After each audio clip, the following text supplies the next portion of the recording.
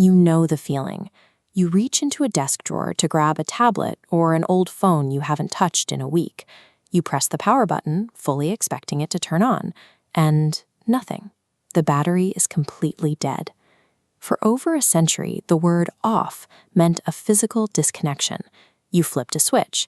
A piece of metal physically pivoted away from a wire, and the electrical circuit was broken. Zero power could flow.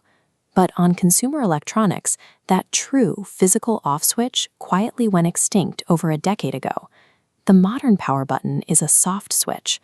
Rather than mechanically severing a connection, it sends a software request to the device's brain, asking it to enter a sleep state.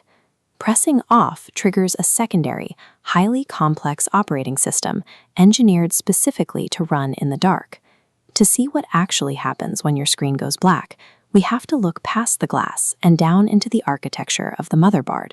The Central Processing Unit, or CPU, is the device's primary energy consumer. To stop the battery from draining in a matter of hours, the system parks the CPU in a deep sleep state. Right before the CPU goes under, it executes a handoff protocol, delegating authority to a hidden network. Many coprocessors keep the device aware of its surroundings, but only consume fractions of a milliwatt to do it.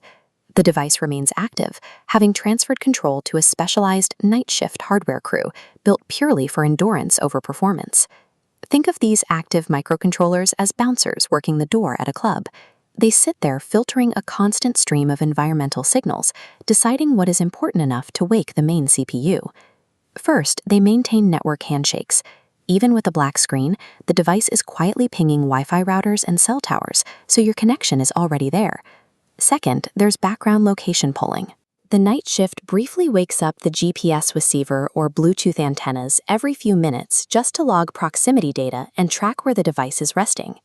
Then there's the low-power audio state. The microphone is kept continuously active, recording and overriding a few seconds of sound in a loop as it listens for a specific wake word, like "Hey Siri" or "Alexa." On top of that, it has to monitor internal thermal regulation and track battery decay, making sure the physical hardware doesn't overheat or damage itself while dormant. All of these micro-decisions, pings, and checks are happening thousands of times every single second in the background. This triage process perfectly balances the physics of keeping a tiny lithium-ion battery alive with the illusion that your digital life is instantly ready the second you tap the glass.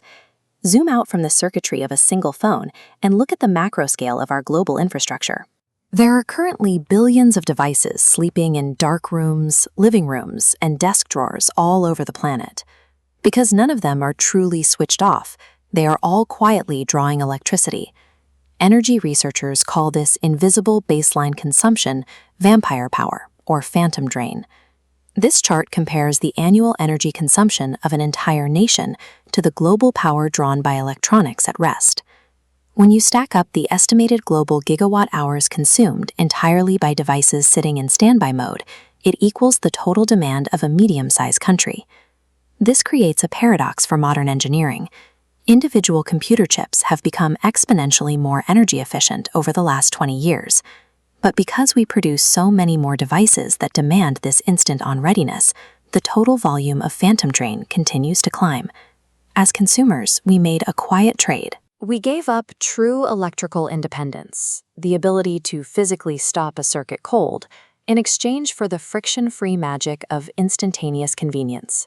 This invisible low-power mode is an engineering requirement, a persistent energy draw that enables the immediate responsiveness we expect from our technology.